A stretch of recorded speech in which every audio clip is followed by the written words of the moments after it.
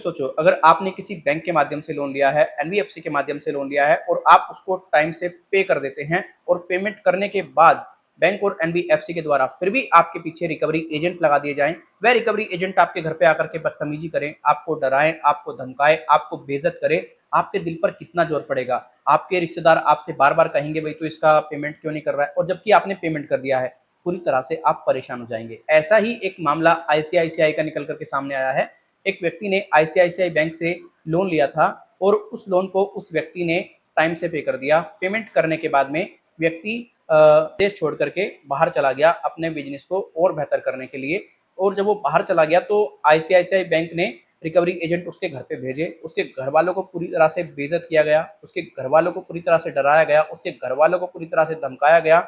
उसका जो credit score है वो पूरी तरह से डाउन होता रहा, उसके क्रेडिट स्कोर में डिफॉल्टर शो होता रहा। जब व्यक्ति को इस बात की सूचना मिलती है, व्यक्ति पूरी तरह से चौंक जाता है, व्यक्ति को समझ में नहीं आता ये क्या हुआ, व्यक्ति पूरी तरह से टेंशन में आ जाता है कि यार ये तो बहुत ज्यादा गलत हो गया। व्यक्ति को कोई रास्ता नजर नहीं आता, व्यक्ति लीगल एडवाइजर से संपर्क करता है तो लीगल एडवाइजर्स उसको ये सलाह देते हैं कि भाई आप एक काम करो, कोर्ट का सहारा लो। व्यक्ति कोर्ट में मामले को लेकर के जाता है तो वहां से अब बैंक को ये कह दिया गया है कि भाई जब व्यक्ति ने लोन चुका दिया है फिर भी आपने उसके घर पे रिकवरी एजेंट क्यों भेजे। जब third party recovery agent already हम लोगों ने बैन कर रखे हैं, आपने फिर थर्ड पार्टी रिकवरी एजेंटों को भेज करके उसको बेइज्जत क्यों कराया।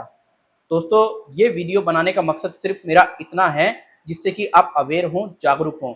कभी भी आप किसी भी बैंक के माध्यम से, एनबीएफसी के माध्यम से कोई भी लोन लेते हैं तो आपको एक बात का ध्यान रखना है, आप या तो उस लोन को जो क्लियर कर रहे हैं उसको ब्रांच में जाकर के करें, या जो बैंक एनबीएफसी की एप्लीकेशन है वहां पर जाकर कर करें।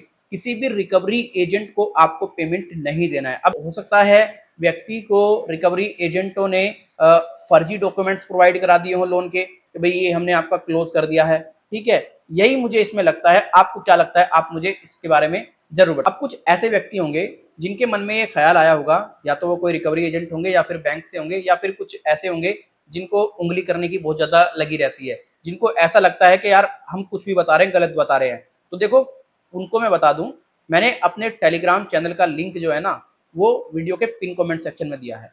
अब पिन कमेंट सेक्शन में जब आपको लिंक मिल चुका है तो आप उस टेलीग्राम चैनल पर जाइए और वहां पर इस न्यूज का आपको लिंक मिल जाएगा, ठीक है ना। आपको अच्छे से समझ में आ जाएगा कि हाँ भाई व्यक्ति सही बता रहा है। क्योंकि देखो, मैं कोई गलत इन्फॉर्मेशन तो देता नहीं हूँ, और वीडियो बनाने का मकसद भी सिर्फ इतना है, आप पूरी तरह से अवेयर रहे, जागरूक रहें, चीजों को समझें। क्योंकि देखो, व्यक्ति का जो लोन अमाउंट था वो बड़े अमाउंट था तो व्यक्ति कोर्ट में चला गया, लेकिन आम व्यक्ति जो 30-40 हजार 50 हजार रुपए का लोन लेता है वो कोर्ट में कहाँ से जाएगा। उसके पास में तो इतने पैसे ही नहीं होते कि वो पूरी तरह से चीजों को एडजस्ट कर सके, चीजों को समझ सके।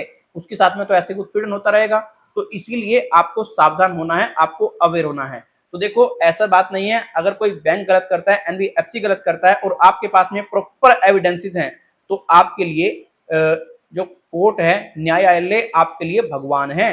तो ये बात आपको समझनी होगी। अब ये मामला काफी पुराना है, आज का मामला नहीं है। ये अभी न्यूज आर्टिकल में आया तो मैंने सोचा कि आपको इसके बारे में बताना चाहिए। आप इस सब पर क्या सोचते हैं, कमेंट में अपनी राय जरूर दें।